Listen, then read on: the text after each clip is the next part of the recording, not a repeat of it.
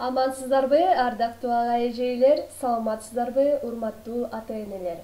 Бүгүн биз силер менен 2-класстын 4-чейрегиндеги 6-сабакты өтөбүз. Ал эми бул сабакты өткөн мен мугалимиңер Даткаева Перизат Абдивахаповна.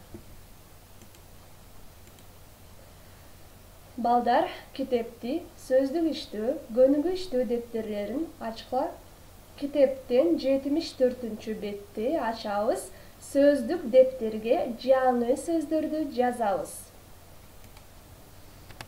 Жаңы сөздөрдү жазгандан мурун менин артымдан кайталагыла.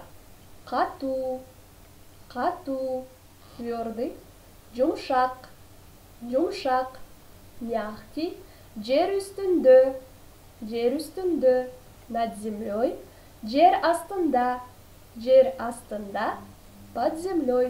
Ар жылына тигемин, ар жылына тигемин. Каждый год сажаю. Кандай кылып багарын, кандай кылып багарын, как ухаживать за ними, кадимкидей билемин. Я знаю хорошо. Эми балдар, дептериңерди ачкыла, көнүгүү иштөө дептерин ачабыз. 15 апрель, шаршемби, бакчамда, у меня в огороде. Экинчи көнүгүүнү аткарасыңар.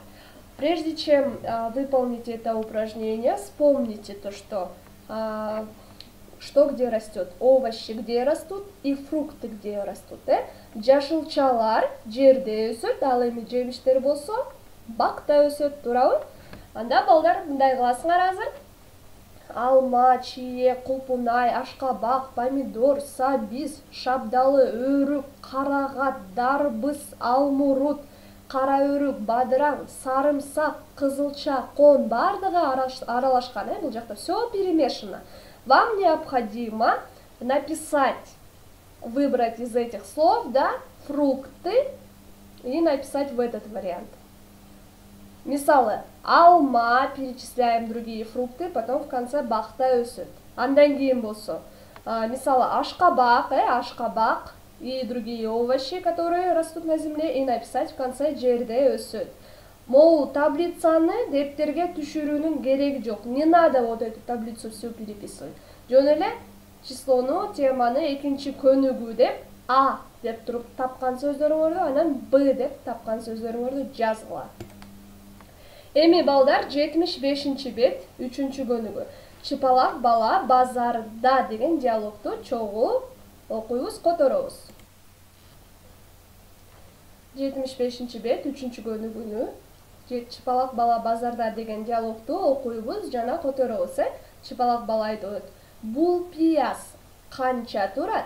Сколько стоит этот лук? Пияз 20 сом турат. Лук стоит 20 сом. Сатучу жооп берет, продавец отвечает. Картошка, капуста, бадыран канча турат? Перечисленные овощи, сколько стоит? Картошка 30 сом, капуста 25 сом, бадыран 40 сом турат.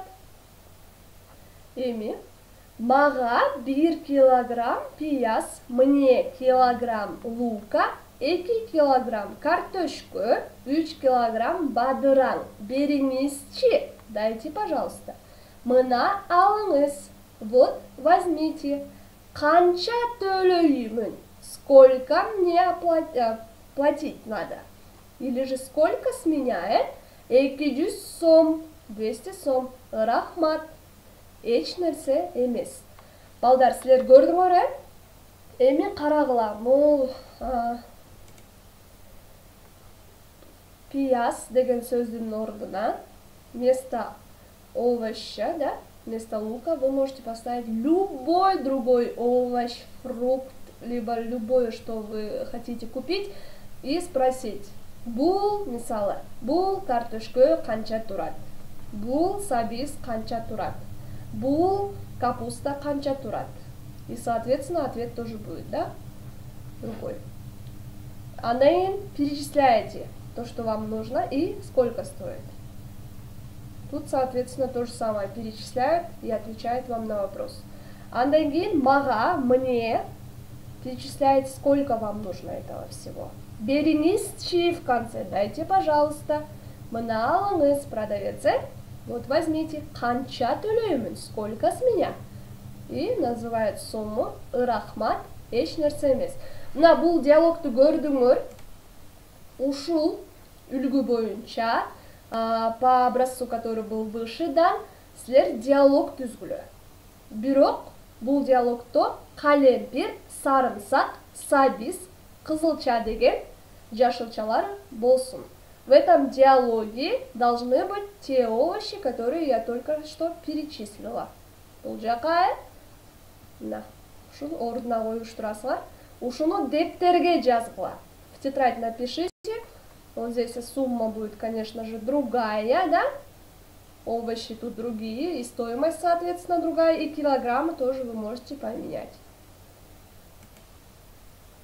Бешинчи көнүгү бул кайсы жашылча? Тапкыла. Найдите, какой это овощ.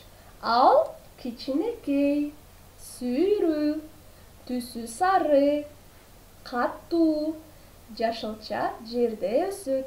Бул эмне? Ал тоголок, түсү кызыл, жумшак, дамдуу, бакта өсөт. Бул эмне? Ал чоң, сүйрүү, түсү сары, каттуу, дамы, ширин. Бул эмне? Бешинчи көнүгү деп дептерге жазгыла. В тетрадь пишем для упражнений, да? Анан тапкан сөздөрүңөрдү бул жака жазгыла. А. Отгадку пишите сюда. Б и В. Эми балдар, 7-нчи көнүгү ырды көркөм окуугула бакчамда деген ырды чогуу көркөм окуйбуз. Сабиз, пияз, бадыраң ар жылына тигемин. Кандай кылып багарын кадимкидей билемин. Коон, дарбыз, бир бөлөк ар сортунан айдагам. Жипар жыты буркурай, гүлдөрүн көр жайнаган. Келгиле эми чогуу окуйбуз. Сабиз, пияз, бадыраң ар жылына тигемин. Кандай кылып багарын кадимкидей билемин. Коон, дарбыз, бир бөлөк ар сортунан айдагам. Жипар жыты буркурай, гүлдөрүн көр жайнаган. Балдар, ушул ырды өз алдынча көркөм окугула. Балдар, силер азаматсыңар, мен силер менен сыймыктанам. Үй иши эки жашылчанын атын атабастан сүрөттөп жазгыла. Не называя